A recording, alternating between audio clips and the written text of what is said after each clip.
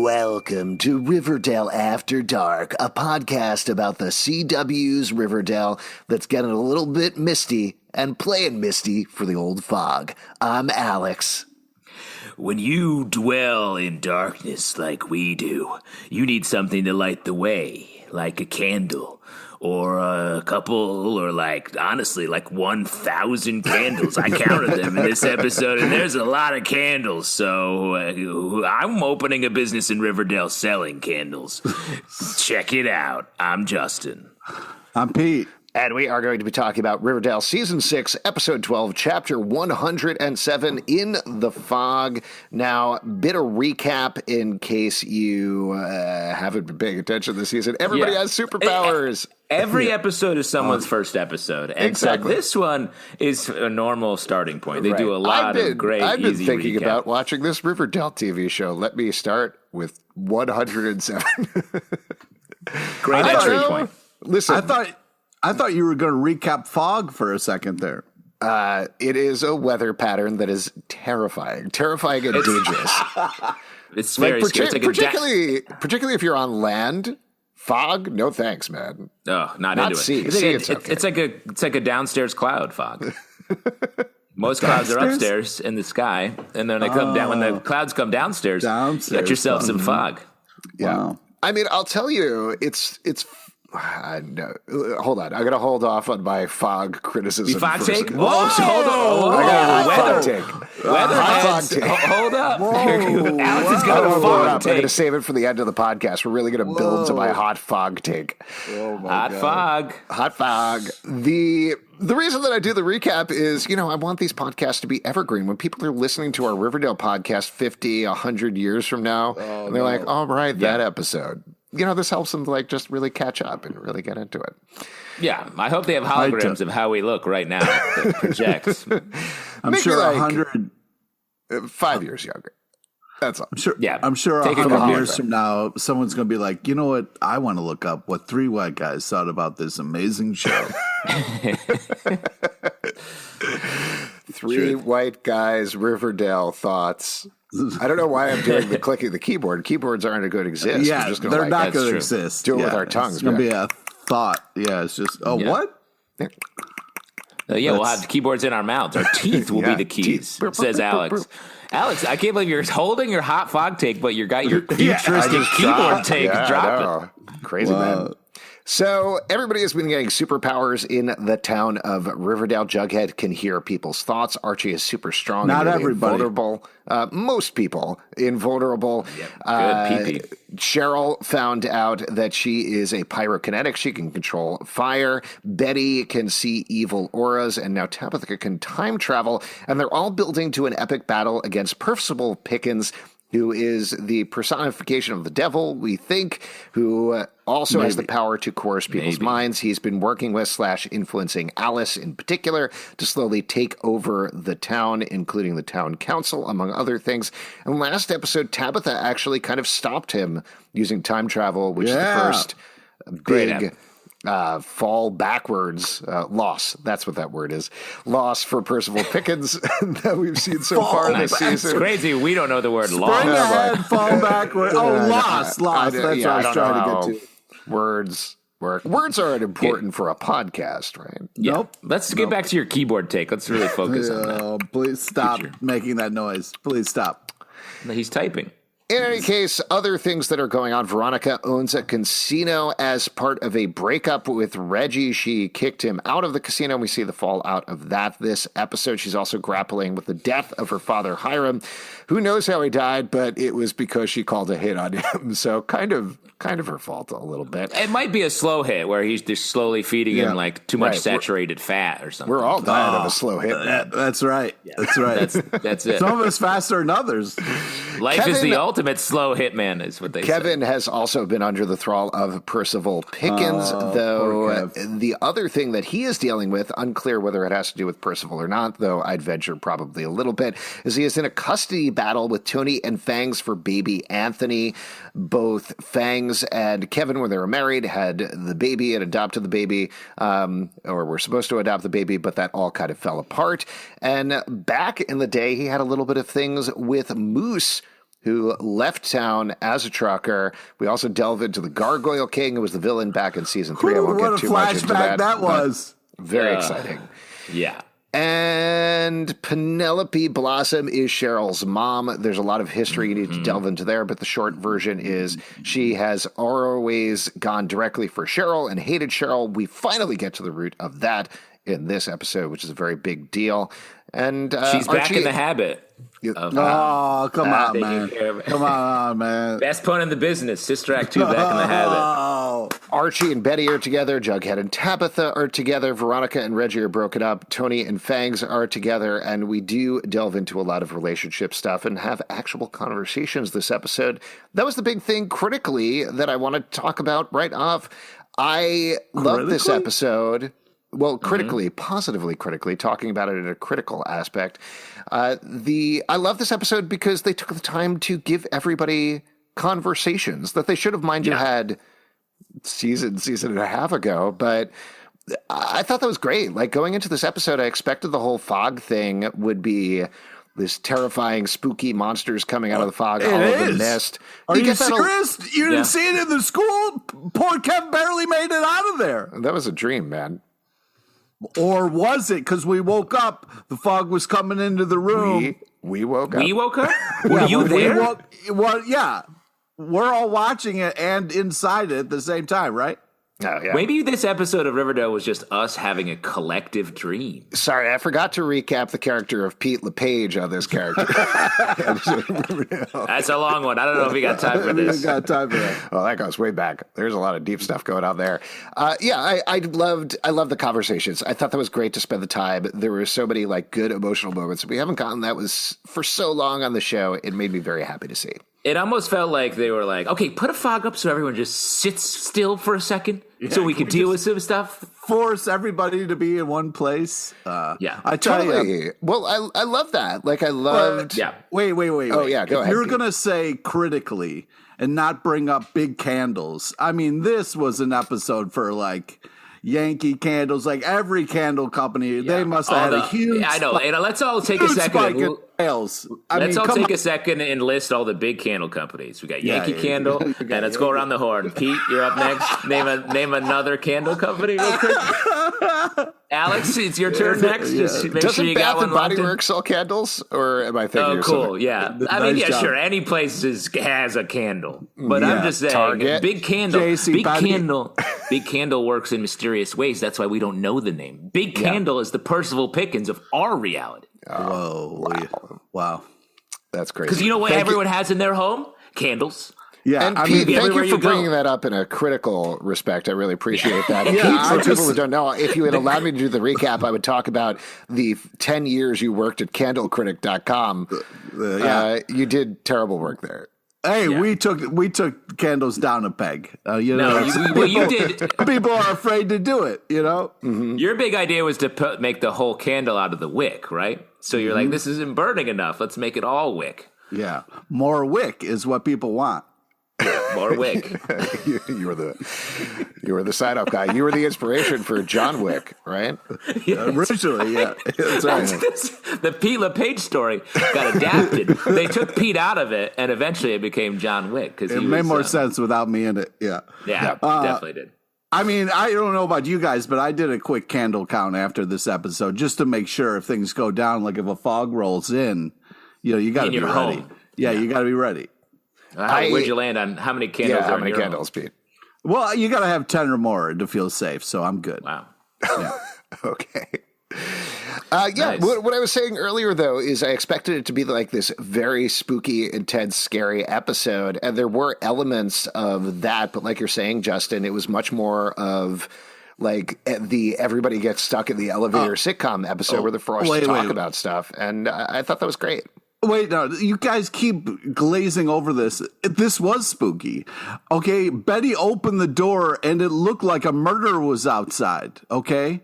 Jughead was gone for hours, maybe days. We don't know. When he came back, Tabitha was worried sick. So, like, you know, it was scary out there. So I'm not going to sit around and let you guys say it wasn't scary. Did you see what the fog did to that Riverdale sign?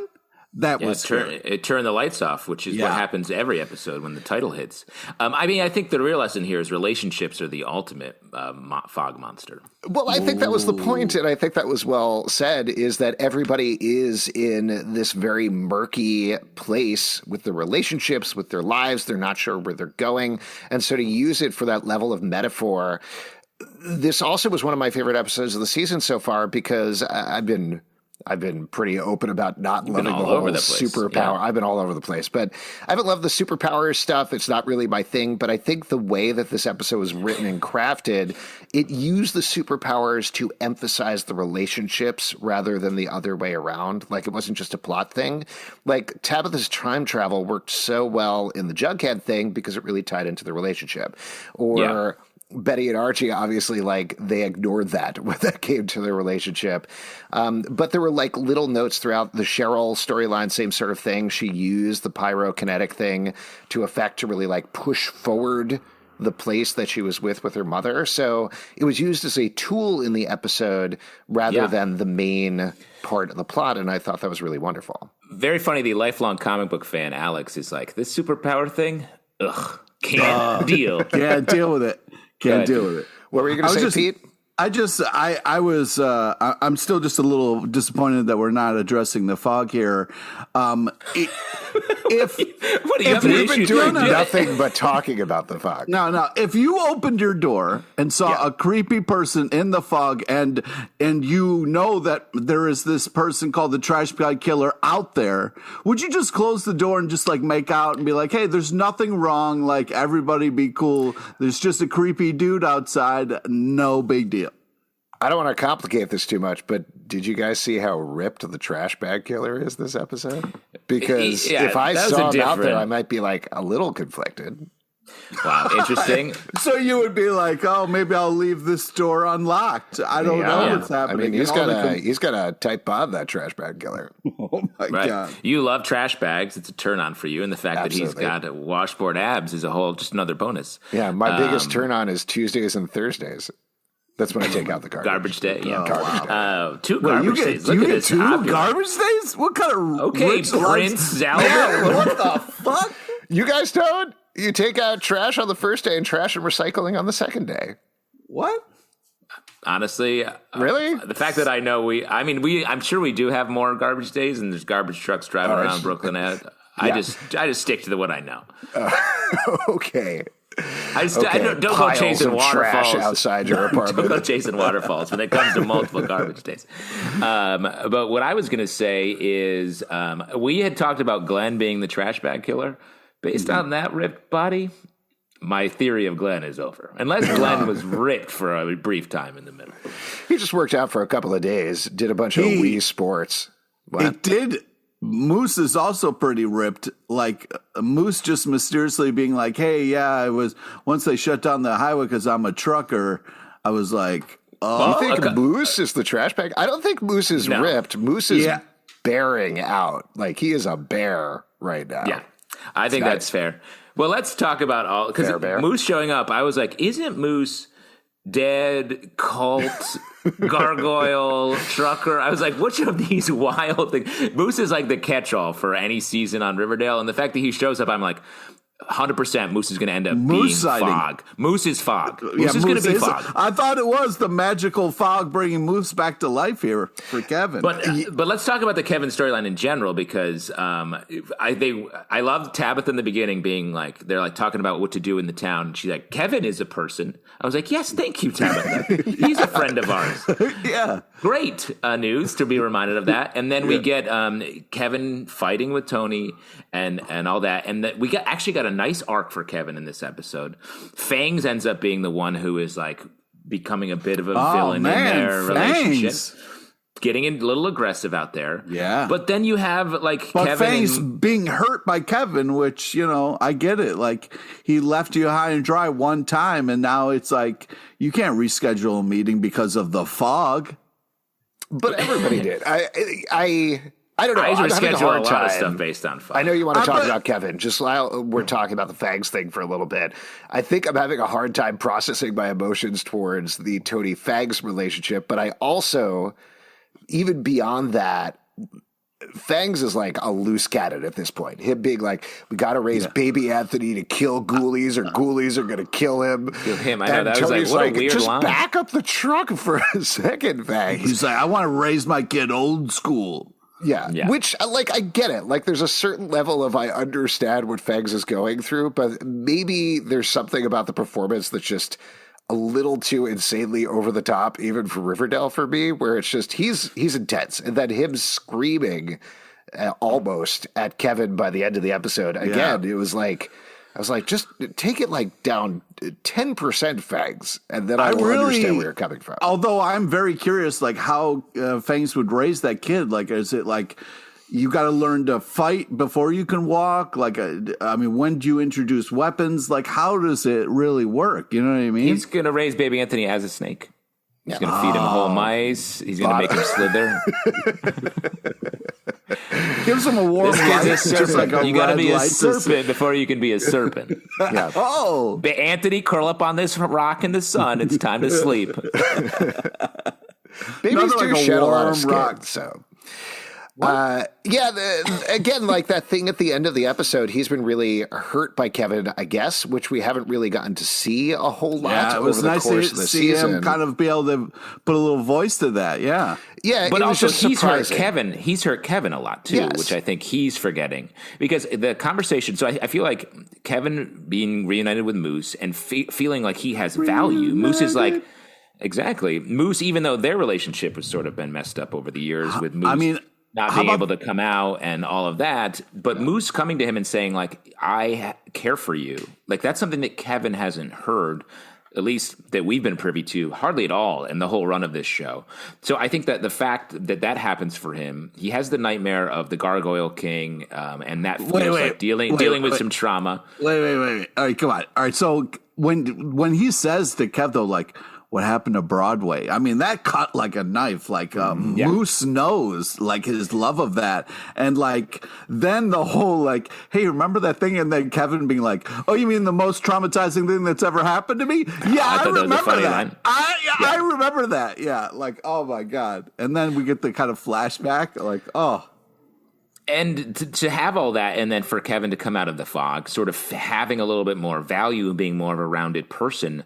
But I was like, it seems look, like he's the gonna... fog makes you more buff, and like because Moose looked bigger than we've seen him before. He's How just much fog wearing a have you nice been jacket. around? He's wearing a nice jacket. I gotta That's get all that's more going into on. the fog. That's what I'm saying. I gotta get more fog. My exercise regime is to go to a foggy place and hang, and it's working. Yeah, you can feel it. You're more ripped now. Yeah. You went to flex, but then it went the other way. It kind of went down. Yeah, I did a classic Popeye. You're low on spinach. I thought the Kevin Moose relationship is great. It was so nice to be reminded of that. It fondly took me back to Bizarro Dale, the episode, which is like the most romantic Kevin Moose episode. And just seeing them together again was really, really nice. Cody Kearsley does a great job with Moose. I also, on the nightmare front, the lighting that they used in the hallway was the same lighting that they used for prom night when the Gargoyle King attacks. And I thought that was just like a fun little lighting throwback there to remind us of that. So just to kind of wrap up the Kevin Moose storyline here, What do you think it means? I do think there is meaning to the fact that he still sees the fog in the hallway when nobody else in the episode does. To me, it feels like Kevin feels safe in Moose's arms, but there's always this worry in the background that it's going to go horribly wrong for him at some point. So what does this mean for Kevin? I think we see that the exact thing happen. Like, he does feel comfortable. He calls up Fangs and is like, hey, let's do shared custody. I feel like I don't want to have this fight. And instantly Fangs is like, I'm coming for you. And it's like, whoa, unnecessary. So I think he finally felt safe for a second and then is immediately sort of pushed off that safe base. So I just hope we get to see more episodes like this where Kevin has some story and does feel like he's moving in a better direction, as opposed to him being in the thrall of Percival and being just a henchman, essentially, doing awful things. Well, yeah, I mean, let's get him away from Mayor Pee-Pee for sure. But it's this kind of thing of like, can Kevin love the fog? Like, obviously Moose does. And, can he be happy in this kind of foggy relationship, I hope so, because it would be nice to see Kevin get a couple W's. Kevin gets the short end of the stick too much. So I'm hoping that he can learn to love the fog and be happy with the Moose in it. Hashtag love the fog. And Alex, just so you know, W is short for win, which is like the opposite of loss. Okay. I don't get that, but I appreciate it. Yeah. Why don't we move on to one of the other storylines? I'm sure there's other things that we can talk about there, but we can talk about Cheryl's. That's sort of off on its own a little bit. And some big stuff goes down. Broad overview of this storyline is Penelope comes back. She is a nun now. She is training with the Sisters of the Quiet Mercy in the Himalayas. And she needs to... Yes, let's just take a breath and enjoy the show. I mean, this is just fun. Cheryl's mom comes back completely dressed as a nun and goes, I've been in the Himalayas. I've now joined this. What a show. The fact that this could happen and it makes complete sense to be like, oh, yeah, this is right in line with what's happening. Just unbelievable. I agree completely. When she shows up in the nun's habit and Cheryl is us in that moment, she's like, you're an ex-dom, convicted felon, serial killer, and now you're a nun? And that made me think of, is there someone on staff at Riverdale who is like the Dr. Curdle, who's the historian? Who they're like, hey, call up the historian and ask her what's happening, what the history of Penelope is. And she's like, yeah, I'll tell you. It's just an insane person. That is is that the story editor's job, or is it the continuity chief, or line producer's job? No. It would be a script supervisor on an episode by episode basis. But in the longer term, it'd be, just like more of a showrunnery. I'll tell you what, that has to be... If there is somebody who legitimately feels very strongly about keeping the continuity of Riverdale, I feel so bad for them, because the show so purposefully ignores continuity all the time, down to, not to jump out of this storyline, but Alice frames up this thing where she's like, this is going to be the worst fog since the Great Fog of 1922. If you remember, we celebrated the 75th anniversary Jubilee, and I think season 1 or season 2, which doesn't time out with that at all. So they've already established that Riverdale was established 75 years earlier, but also was around in 1922, and also I think was around in the 1600s at the same time. So that person has to be tearing their hair out. Yeah. The fog was the first chocolate shop, and then later came the buildings. But yes, it is. Well, I do think this season, especially, they've done a lot of work to reminding us of all of the wild things that have happened on this show. So much of this show is now like, hey, character, remember you were this, and this, and now you're this. That happened to Moose in this episode, and of course here with Penelope coming back. Yeah. I mean, the whole Alice flex of I'm the media in this town. I can. Don't worry, I'll keep everybody inside being like, the fog that we haven't seen in 100 years is back. Everyone stay inside the fog. The fog is coming. The fog. And I actually really Alice is becoming a great villain. She's you are mad at her, I think, throughout this episode at the beginning and the end. She has this Welcome to Night Vale, if you know that podcast vibe, when she's doing that bit about the fog, talking about how horrible it is. And I love that she goes into takes pains to be like, and here's how I'm going to get around the weather girl to do our fog announcement. I was like, who cares? Just go on and do the weather. You don't need to explain this. And let me be honest, is there a weather person at this network, or is it just Alice doing a Who million is jobs? Alice's boss, and why is Alice allowed to do any story she wants? I have a better question. Is clearly in Pops, the TV is turned to RIVW all day long. What is that programming like? Alice comes on, does a 5-minute interview with Percival every day, clearly, and then she pops in and does the weather. What is the other content for the rest of the day? What's going on that channel? Well, I'm sure Alice does some like readings of her favorite poetry. I feel like it's the Alice show nonstop. Right. She's going to be so hoarse by the end of the day. There's got to be so many FCC violations against her. It's unbelievable. You don't see her. I bet she does a live Riverdale podcast. Oh, jeez. You think she's doing? Which one is she of the three of us? Is she sort of? Who's the Alice on this podcast? Yeah. No, who? Yeah. Oh, she would be. Who's the Alex? Alice makes a lot of sense. That does make sense. Yeah, that does. We were talking about Cheryl's storyline. Okay, please. Yeah, so go ahead, Pete. I would just say, like, Cheryl's mom showing up in, full nunned out and being like, could I please have a warm bed and some scrumptious meal? I was just like, oh my God. And Cheryl having to make this tough decision of like, no, I banished you, but like, I guess I'll let you use the shower and I'll feed you. Like, pretty big of Cheryl, pretty nice. Like, could have easily turned her away and, I mean, with everything else that's going on, I don't know if we would have felt that bad about it. But like the fact that she opened her home back up to her insane mom it says a lot about Cheryl. I mean, the thing is, maybe I'm foolish, but I do sort of buy her story here. Like, she does seem like she's not. We didn't see her wink. I don't know. We didn't see the mask fall. She said, I've been in the Himalayas. I mean, that is a pristine nun outfit that looks like it was just bought. You know what I mean? She's like spinning. She's like sound of musicking up there. Exactly. She's spinning around, yelling at the So there's mountains. two things here, right? Like, to treat this legitimately. One is, yes, I do believe her, and she's absolutely saying this, but that doesn't preclude her from being absolutely evil in the next episode or being like, yes. Now I fly. Now I fly of my own command. But the second thing is that she signed up with the original Sisters of Quiet Mercy, which is already an evil nun organization. Yeah, so not a great nun. Not a great nunnery. And if you're looking, that's like that's the nunnery they tried to capture and like mind wipe Cheryl, right? Like, yeah. So here's the thing that I think is weird about this choice that maybe we will actually see more of Penelope and more blowback as the season continues is they are the nunnery that did conversion therapy. That might have been a Riverdale local thing, and the Himalayas one doesn't care. They're like, live how you want to live.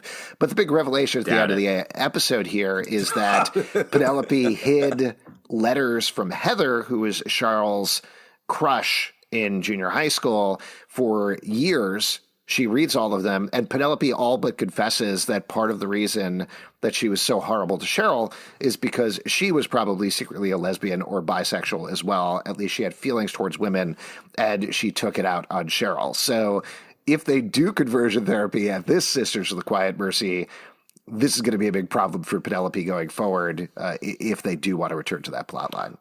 I wonder if they'll go. I wonder if they go back to that. I do think that it will still be evil, but probably in a different way, I would guess. But like, when you're applying to nunneries, the Sisterhood of the Quiet Mercy has got to be a safety nunnery. Like, you want to aim a little bit higher, I think, to one of the more prestigious. Yeah, but I mean, I actually that's the thing. You can't action and got rejected. Yeah, you got to be. You can't have Cheryl's mom's resume and get into a nicer nunnery. You're going to only get in. Isn't that the whole point of nunneries, though? To take you clean how you are as you present yourself without worrying about your past? I don't know. I Sure? haven't dropped by a lot of nunnery. Sure. Alex, you're more of a it's nunnery been guy, a while right? since I've seen Sister Act. That's my only real It's good of research. how they work. Yeah. You got to get back in the habit. Oh boy. Good. Let's make sure we get that in a couple more times, just to be very clear Just about one, just one for the rule of threes, guys. That's a But come comedic on, though, principle. like Cheryl being like, seeing her go right for the doll, which she kind of is dressed like that creepy doll a little bit, and then immediately blows out the candle, turns it over, and smacks her mom in the head. I mean, this is just great Cheryl content. I mean, this is just Cheryl. It was great. And then, like I said earlier, the way that she reveals she's pyrokinetic by turning up the heat on Penelope and saying, you know what, this is it, this is enough. And that does work as this torture to force Penelope to be like, wait. I have these letters from Heather. That's what I wanted to tell you. I thought that was a great character use of the power. Yeah, But I it's agree. also a perfect, like, Cheryl's evil mom being like, I can fake to be a nun, come back in there and drop this one more bomb on her. And then, like, it's all part of her evil plan. Well, but this is a bomb that she drops on Cheryl that actually makes her feel better, I think. The fact that she wasn't just ignored by Heather when she was young, that Heather did write her letters, even though her mom was keeping them. It does feel, at least, I don't know what the punishment for Cheryl is by her doing that. So it does feel like she is doing something that is actually making Cheryl feel better for a change. Right, but that's what I mean. It's part of her evil plan to get back in to the house on Cheryl's good side. I don't trust it, man. She just wants to get back in those walls, the most comfortable place to sleep in the world. I am very excited about Heather Where's coming. Nana Rose? I was like, where's Nana Rose? Why isn't she seeing what's going on? Like, oh. Wasn't available this episode. Is Nana Rose a doll yet, or like a weather formation? I'll check with the or script something? supervisor. We'll find out. you go. Love the Heather moments. I thought Madeline Petch really crushed it in terms of the emotion of these scenes. Yeah. Very excited to see this character finally come into the show after teasing it for so many seasons. This is a great plot line to go back to. It's going to mean a lot, not just for Cheryl, but I think ultimately for Cheryl and Toni as well, as those things continue to progress there. So however that sort of upends the apple cart and turns around the relationship things, I think it's going to be really interesting to watch. Agreed. Why?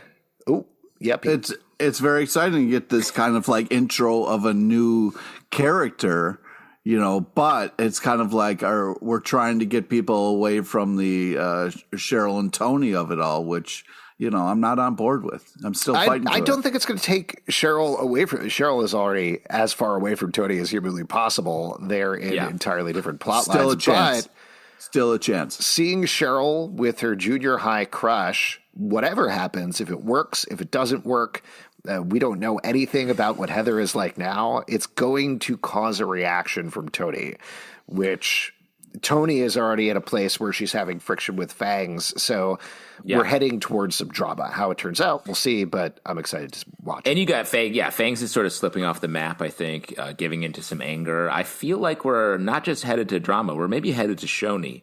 And I also have a theory about, there's been a lot of talk about what powers are coming with Veronica. I think Alex, you speculated getting some sort of ice power. What if that goes to Toni? Because then it puts her and Cheryl on like a nice sort of track. Fire and ice. Their And that does powers tie mirror into the each whole other. water ghost thing. Yeah. So yeah, it could be water and fire. Water is warm ice. Just like fog is downstairs cloud. Oh my God. I'm sort of the weather girl of this podcast that Alice is trying to oust. I hope you never get sick or I'm jumping into your spot. Because you're that Alice, I know. So that's going to be really good. Why don't we jump over and talk about Veronica and Reggie? Because this is non-powered, as we mentioned, neither of them have powers, but over the course of this episode, because they're both trapped in the casino alone, they play a little strip poker, they hook up again, and then have a real non-fight conversation about the relationship that seemingly finally ends it for good. Again, just on an emotional level, I thought this was great. And giving Camila Mendes and Charles Melton chance to really like flex their acting muscles, it was a pleasure to watch, even though it was very sad. I really, this is the only time I'll agree with you, Alex, about the whole like good for people to kind of talk about the relationships. I thought the way that they talked about, Not going to delve into that too much. I thought the way that they talked. Enjoy the way that they talked about their relationship and the way they kind of like hashed things out was very cool. And the fact that like Reggie stuck up for himself was like, yo, that painting is creepy AF. And like the fact that you're keeping that is a symbol of something that we shouldn't be, holding on to. Like, and then the fact that she's like, you're right, we're in a toxic kind of cycle. We have to break this, if we want to get any. I thought it was very cool and mature, and I liked the way it kind of unfolded. And I'm kind of happy for both of them, which is weird. Oh, really? Because I agree with you. I thought that it was, and it mirrored real relationships where you're like, oh, what if we had sex now? Maybe. And then afterwards you're like, oh, we got to talk about all the rest of this stuff. So I really the like fun that. parts out of the way. Let's get down to business. I have to deal with the real shit. Pages want to go over it. Yeah, and I really appreciated that, and I thought it was like, I love the flirtation of it, and then afterwards getting into the real stuff for real. And to talk about Archie as sort of the ghost or even the fog that they're sort of awash in their relationship, I thought was true. And the sort of inherent flaw with their relationship, if they can't get past the fact that Reggie is like, I'm your second pick, obviously. Yeah. And Veronica being like, well, I'm Archie's second pick, so isn't that fine? And he's like, no, that's not how it works. The line of the episode, just really quick, the line of the episode for me and the biggest gut punch was, we're all someone's consolation prize. I was just like, come on, dude, that was a really well crafted, really well written line, and it got to the heart of exactly what you're saying, Justin, in terms of how these characters feel. And I don't think maybe, to prognosticate it means Veronica's to be like, you know what, I'm nobody's consolation prize. I'm going to go after Archie, and that creates its own drama. Or maybe she just realizes, no, I need to concentrate on myself and figure out how to not feel like this. It really gets to this undercurrent of what Camila Mendes has been playing all season. We've been joking about. They always cut it on her with a glass of rum, just sitting on her own, drinking and thinking. But this really points to how she's been feeling. She's like, you know what? I'm playing a shadow of my father with my second choice boyfriend back in a town I never wanted to live in. That's what my life is. And it's so sad and it hurts so much to watch, but I thought it was really beautiful played, and to put it out there in that way was really nicely done as well.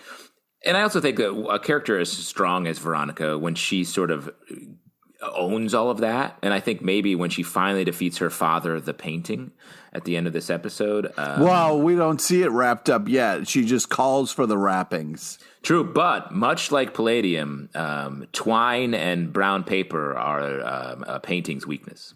Yeah, that's true. Once you cover up a painting, it's over. Then it's just a rectangle. Right, just a but regular you got to rectangle. cover it. It's still got to happen. It's just, you could have the supplies sitting there all day. It doesn't mean you're going to do it. But there's nothing stronger than twine. Have you ever used twine? That stuff is... have you ever tried to open Wonder twine? Woman's lasso. No, exactly. God, I couldn't even imagine to have the strength to open twine. Just the name twine, it just is strength. It conveys strength.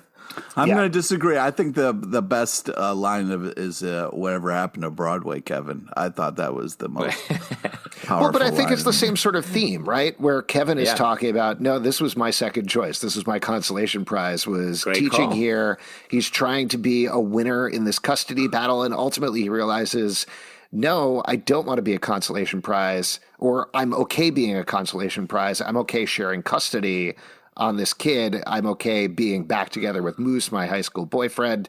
This is all going to be okay with me because at least it's not terrifying, and at least I'm not throwing myself in a dangerous situation. It's not okay is the those poor students whose papers were not being graded well. I mean, Kevin was having flashbacks and like writing all over somebody's going to get their paper back and be like, what does this even mean? Yeah. Hey, Kevin. Hey, Professor Kevin. I got a G for Gargoyle King on my test. What is that? Is that worse than an F? And while you're saying favorite lines, mine is it's like a Stephen King movie out there. Yeah. Oh, nice. Nice. Which one? Like it is. Christine? Cujo? Which one? That's the thing. I don't know. It just feels like a Stephen King movie. Shawshank? Shawshank? The Green Mile? Yeah. Oh, my God. Not sure which one. Just to put a wrap on this particular storyline, I think, like How we talked often about, do you there's look at a man's shoes? Sorry. There's a lot of different places, like we talked about, that Veronica could go. What's going to happen with Reggie at this point? Because he feels like one of those characters would be like, well, now you're at a loss. You don't have powers. You're not dating Veronica. You're not working at the casino. You're sitting in a car dealership playing poker with wise guys, and that's all you have going on. Added the fact that Charles Melton seems to be on this world tour for the past couple of months. I'm a little worried about him maybe leaving the show. What do you guys think? I think from a plot in the show, I think he could easily slip under the auspices of PP. No, don't. Because he's got some he's upset. He's got some vulnerabilities. No. He's going to open up a strip poker joint with his buddies in the Gabagool division of the show. Hey, wise guys, I tried this thing with my ex-girlfriend, and it was pretty interesting. Yeah. Hey, let's give it a shot. I think he's just going to kind of fall in with the wise guys, and maybe will be kind of like, if somebody needs some muscle, they'll go to Reg every once in a while. But I'm worried about him. But I'm also excited for him because he's not in this relationship where he's not wanted. So hopefully that opens things up for him. But yeah, I'm a little worried about the people he's hanging out with for sure. Should we talk about Jughead and Tabitha? Because I thought this was a really interesting storyline as well. Like I mentioned earlier, treating the time travel thing seriously and using it as an emotional father to talk about how Tabitha is worried about Jughead. The slow reveal over the course of the episode that she Doctor Stranged in Infinity Warded up and went through, I think it was 1,384. She didn't do this, but it was like, there's a lot of going on. Well, yeah, it was weird that she was like, I went through 1,384 scenarios and we beat him twice. Yeah. All right. Pretty good. So there's options. You got some options. But so the way you're saying there's a chance. The way that they planned out that thing, both from the perspective of like, her motivating factor is, oh God, I know Jughead is going to die no matter what, and I'm terrified of that. Jughead not having that information and kind of barreling ahead, but also letting that tie into this idea for Riverdale, a subtle way of Pops being this literal lighthouse in the fog, this safe place that everybody can go. I thought there was a lot of really good, interesting, well done stuff in this storyline. Yeah, I really liked the kind of like Jughead being like, so you can time travel. I'd like to hear. If it's, I'm just going to put it out. Hey, not too much pressure. He was like, I'm just going to take my shot here. Like, I don't want to be a pest about this. And I thought that she was like pretty cool about it. Like, hey, I tried. Like, I tried a bunch of times, but like, there's this thing like fixed point, so I thought that was like cool. And then when she was like, she says like she wrestles with this idea of like, should I tell him? I was very happy that she did. And like, it was nice to see them kind of connect in that way. The one part that I didn't like was the Jughead like, hey, stop reading my mind thing, which is tough because it's like, well, it's either complete silence and I can't hear or I can, you know what I mean? So I was like, they kind of revisited that. And I was like, okay, you're going to kind of make something big about this later. Well, but I think the reason that worked for me, I agree with you, Pete. I felt that when I was watching the scene, but in retrospect, it makes sense because Tabitha is panicked. He's going to find out that she knows he's going to die. So that's why she had the reaction. It was more or just like anybody else, like, hey, don't fucking read my thoughts, man. That's creepy. That not cool. And I feel like he can't help if he's using that to hear anything. Like, it's going to be hard to be like, is that a thought or something you're saying? It's hard to tell the difference. It's not like I could turn it off and on. There's degrees, I guess. I agree with. First off, I love Jughead's turtleneck look right from the jump. I was like, this guy is not. He's wearing his author headshot look already, so that's exciting. And then secondly, you said it already, but like the thing of Jughead at the beginning being like, "Hey, babe, there's a couple things I want to talk to you about. Ketchup, we got enough ketchup. Good. I filled up all the ketchups. Those ketchups are good. Just wanted to check the sugar packets are all set up. Napkins and you time traveled. Cool. I guess that's the bigger one I want to talk about. Like, he so casually walks up to it. I thought was super funny. And then the way at the end of the episode, once Tabitha tells him this horrible situation that they're in, and that Jughead is sort of the hero. Basically, she's like, you're the only one that can match Percival. Yeah. You're his other when it comes to brain powers. He's just like, we'll figure it out. I'm just like, this guy's confident. Well, but he's not, though. Oh, go ahead. The way that he kind of was like, hey, we can't give up hope was beautiful. I mean, it was like this thing of like, hey, we've done it twice. I know things are bad and maybe I'm going to die. But like, kind of, it really felt like Jughead's hero moment, and he wasn't a douche about it. Like, he was very cool about it. He was just like, hey, we can't give up hope. And I was like, that's beautiful, man. Well, I think, first of all, I love the line, sadly, this is not the first time I've been destined to die. That's what I'm saying. He's just like, I've been here before. Come on, it's Riverdale. It's Riverdale. This show's insane. Yeah, did you see Alice's podcast earlier? This show's crazy. Yeah, she's crazy. She didn't know the word loss at the beginning, and then later she nailed it. The look that Cole Sprouse gives, though, when he's hugging Tabitha at the end, I do think there's a lot of things that you could read into that. One is that he's worried about Tabitha, but I do think there's an underlying thing of him being like, it's okay, we'll get through this, we'll figure this out, it's not fate, etc.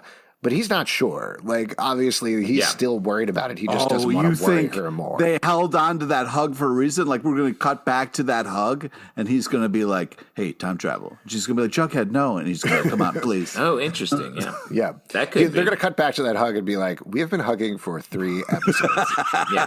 Please. Well, that's why I always cut back to the hug, man. I always do long hugs just in case it's a fixed point for time travel. Yes. Also, that's shout out to, I love how they're playing Tabitha now. She is now at the point where she is so fed up with all of this. Her read on when the news report comes up at the end revealing that Percival is now the mayor of Riverdale, her, oh brother, now what, made me laugh out loud. Well, she's done it 1,384 times. Of course, she's just like, oh, here goes Alice again, spouting off about the mayor. But I also thought it was very funny in that scene where Alice is just like, Percival's mayor, and Jughead's like, Dictator Pickens. Made me think like, hey, have you driven through Riverdale? It's that town with the dictator. That one town that has it. All the other towns are cute, upstate towns. Most of and then upstate Riverdale has a not. dictator. Yeah. I also like that move. I thought that was really smart from a plot direction, that we're all, as viewers, we're so focused on everybody's relationship and these big discussions they're having and all the moves they're going through, that you do forget about Percival and Alice. Or at least I forgot about them through most of the episode. And then at the end, when it comes out like, oh, of course he made this move where they dissolved the council. Of course he became mayor. Well, because as a viewer, you're so focused on other things that are going on with these characters that you love. And it's the same sort of thing. Like, it was a sleight of hand thing of making you look at the fog so you're not looking over here when this other things happen. So it was good. What would be nice, though, is if Tabitha's been through all these different things, people could start coming to Tabitha and being like, hey, did this happen? Can you help me with this? Like, should I stay with Veronica, or maybe I should move on? Like, the time travel thing is like a total potential quagmire.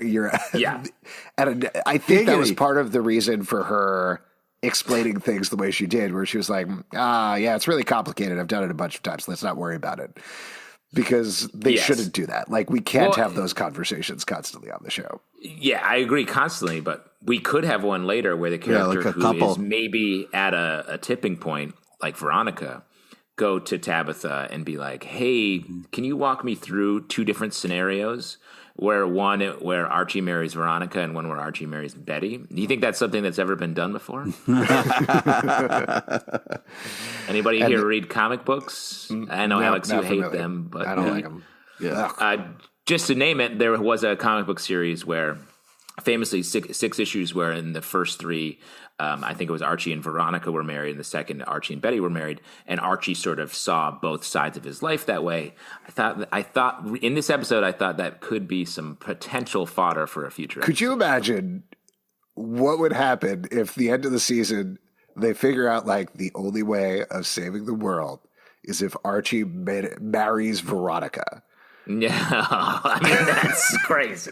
And Archie's like, sure, I don't know. Sure, like, whatever. It's cool. That would be crazy. But we could see a scenario where, like, Tabitha travels to two different branching futures, and we do see exactly what it'll like going forward. That would be fun. I'd watch that. So I'm talking about. One thing before we move on to kind of talk about the Cheryl Heather relationship, like I got a lot of high hopes because this gives a lot of shout outs to the Notebook where there's letters and it's basically quoted as said she wrote you letters almost every day, which is an exact quote from the Notebook. So I think I mean that's a lot of other stuff happens in the Notebook that I don't think is going to happen in this show, but I like where your head's at. Why don't we jump to the last storyline, which is Betty and Archie. Over the course of this, they hang out in the house together. The big news is we find out that Betty's period is late. So she doesn't know whether she's pregnant or not. They can't get a pregnancy test until the fog lifts. So they take the time to have a conversation. We find out Betty's backstory with TBK, how she actually got out of that trap. It's very harrowing. And then Archie pledges himself to her no matter what. He says he's all in, whatever the results of the pregnancy test. And by the end, the big cliffhanger here is we see them looking at the pregnancy test, but we don't get the answer. Yeah, but they don't look happy. They do not look happy. They looked very sad when they look at it. Well, that's because those tests are confusing, Pete. Sure. Yeah. Yeah. Like how many lines? Yeah. What does this they look line at her mean? like there's a plus and an at symbol. What does that mean? Yeah. Which one is that? Check the directions. They look at it and it's a tiny gargoyle king head. You gotta know. You gotta go that online and at the company, and then they tell you. If you don't at them, they don't get it. I mean, on that note, not many people know this, but the Gargoyle King alphabet actually came from pregnancy tests. Yeah, it's true. That's where the original. You can have a little baby with horns. I did appreciate stick hands. I did appreciate Betty being kind of like, hey, what are we doing here? Although it was interesting that Archie was like, what do you mean I'm totes in love with you? And she was like, okay. Why was this the third time they've had that conversation? That was my question. Because when you're not feeling it, maybe sometimes you ask again because you're like, are we still into this? I feel like there's some sort of selective amnesia going on here where they keep forgetting they're in a relationship. Well, they've got a lot going on. Let's just say that. So maybe you forget, like, what did we say our status is? Because I got to say, based on the kiss and the transition from when they were downstairs to in the bed, things are going pretty well. Yeah. The music, the sort of distant sex music. Yeah, I think things are going fine. But I did think it was weird where they were like, are we dating? I was like, yes, you sort of live together. Like, I think you are. But it feels like they are dating, but it also feels like there's some sort of cloud of trouble over this relationship. I give them a lot of credit. If someone snuck in my back door, it was like, hey, I think there's a creepy person outside. I don't know if I would be able to just like make out and go on with my life. I feel like it would be like, hey, we need to come up with a plan if this serial killer is then going to come in and try to kill us. That maybe is just me. It was surprising to me that didn't come back in any way. I wonder if we are going to find out that creeper, for example, is the person who called Betty and Archie about the bomb. We still haven't gotten any clarity about that. Maybe there is somebody lurking and watching Betty who is not TBK. It sounded like on the old ham radio, there was a mention of a bomb in a basement. Mm-hmm. Yeah, there was something going on there too. I couldn't really hear what was happening when Tabitha was listening to the ham radio. So there's some clues being laid down for something that I think is going to pay off down the line. Reality seems very loose here. Like the ham radio felt like a signal was coming in. That guy. We didn't see Archie's dog whole episode. Yeah, that was foremost on my mind too. Yeah, exactly. Still nothing about the cat. Betty Archie thing. The INGO. Yeah, to your point, like I thought this conversation was great. I love this. I loved this backstory, the way that Betty played it. It was extremely harrowing and upsetting, other than ripped TBK. And Archie explaining why he's staying in Riverdale again. You know, he's given this speech before, but I think it's always good to double down on it. And obviously, it was important to talk about with Betty potentially being pregnant. So overall, like a lot of the things in the episode, I thought it was good to give these characters time to actually talk so that hopefully in 3 episodes time, we don't again have to be like, so are we dating? Or as what's they're holding their on? baby, like, are we dating? Little Archie Jr. is wondering if we're dating. Was it weird to anybody else that like she was like, yeah, I had to like cut up this body in front of and Archie was just like, cool. Hey, let me tell you a story about how I live in Riverdale and how I plan to be here for a long time. I mean, I would think that was weird, but this is Archie we're talking about. All right, okay. I would have maybe had some questions, or at least been like, hey. When Betty said that they played some classical music while TBK was standing behind her and sort of showing her how to dismember the body. Do it. And with his guidance, I was able to... Do you think the classical music was Unchained Melody by the Righteous Brothers? Ooh, nice. I Was don't know it if like that's a considered ghost? classical, but it was Ghost. It was like a ghost style thing. Oh, my love. Beautiful. Wow. My darling. I feel like anytime Archie's given the opportunity to give his I'm the spirit of Riverdale speech, he will. Like at the inevitable Cheryl and Toni wedding. It's like, anybody have anything they want to say? Archie's going to stand up I'm and going be to throw like, something out there. This is just a theory. I'm just developing this right now. But Archie has that like very shocking red hair, right? Like what is also usually very red in specific places? A parrot. Do you think that Archie is secretly a large human parrot and only knows I'm so certain glad you phrases said parrot. like I'm the spirit of Riverdale. Interesting. So What are we doing here?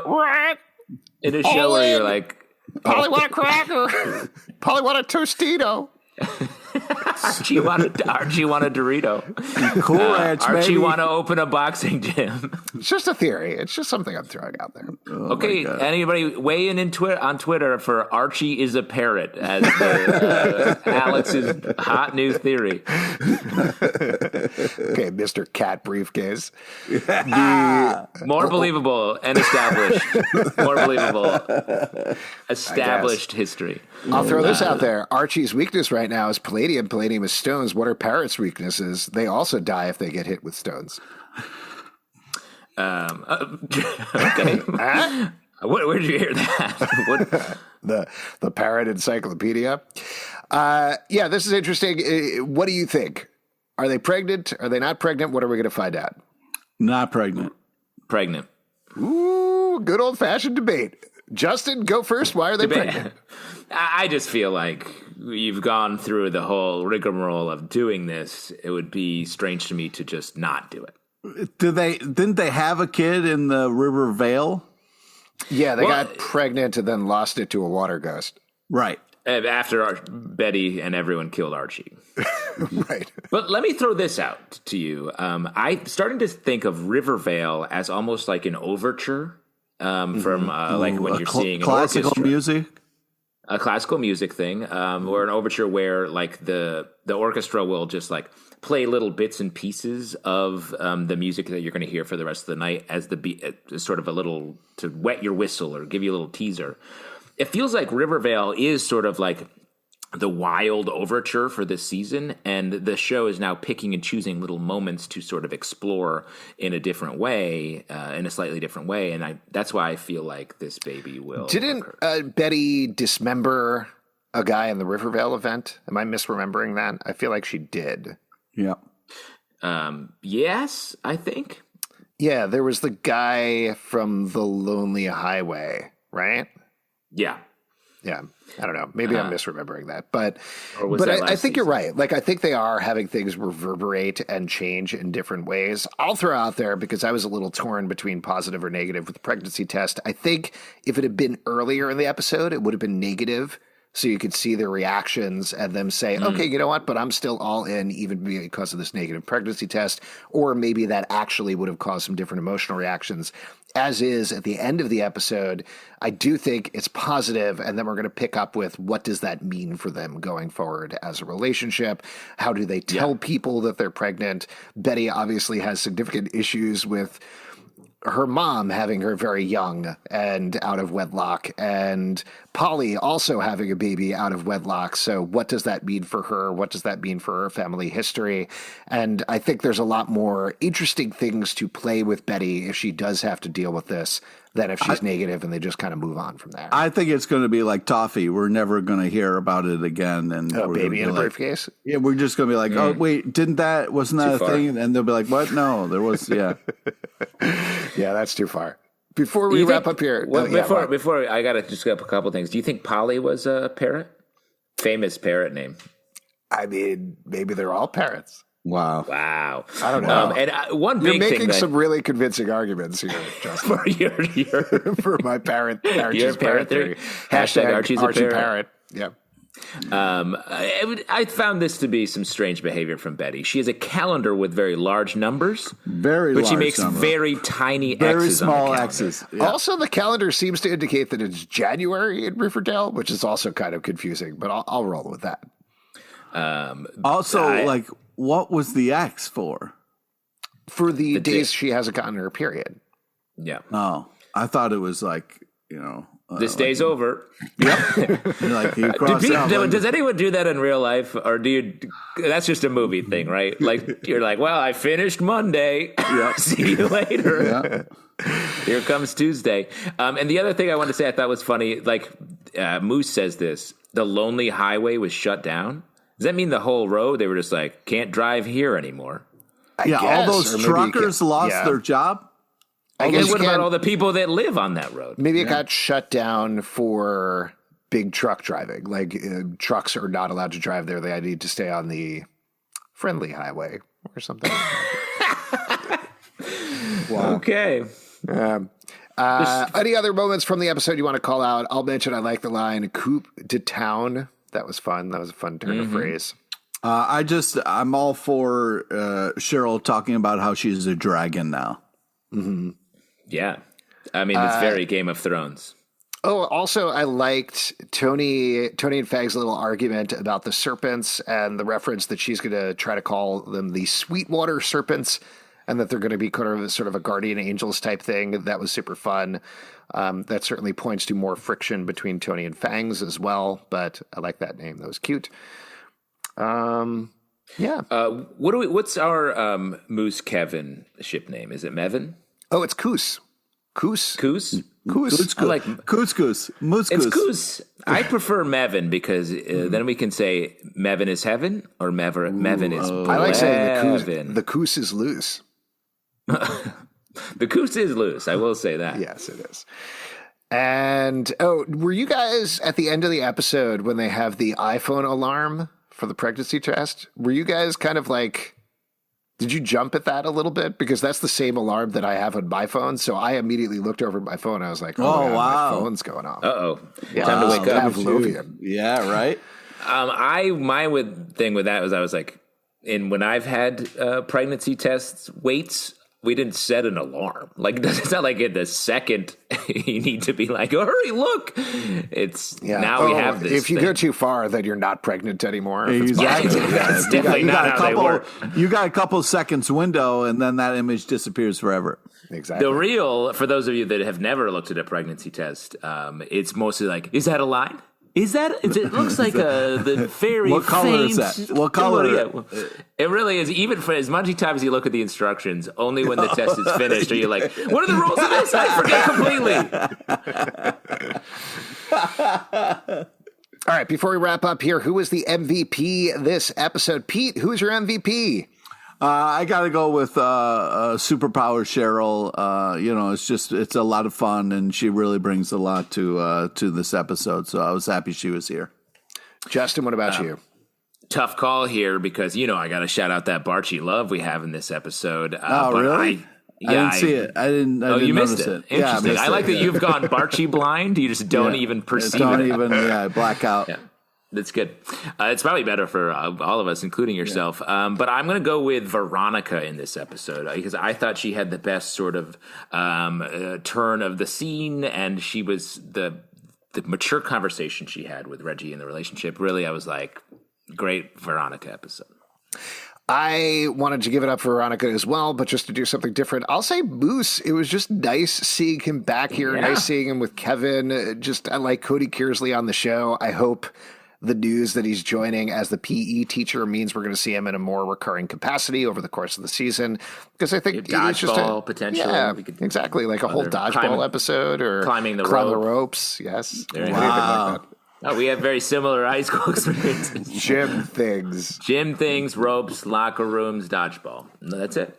We're who we are. If you would like to support this podcast, patreon.com/Comic Book Club. Also, we do a live show every Tuesday night at 7 p.m. to Crowdcast and YouTube. Come hang out. We would love to chat with you about Riverdale, iTunes, Android, Spotify, Stitcher, or the app of your choice to subscribe, listen, and follow the show at Riverdale Dark on Twitter, Riverdale After on Instagram, Riverdale After Dark on Facebook, comicbookclublive.com for this podcast and many more. Until next time, we'll see you after dark. Get your candles at Justin's Candle Shop in Riverdale. It's right next to one of the fires.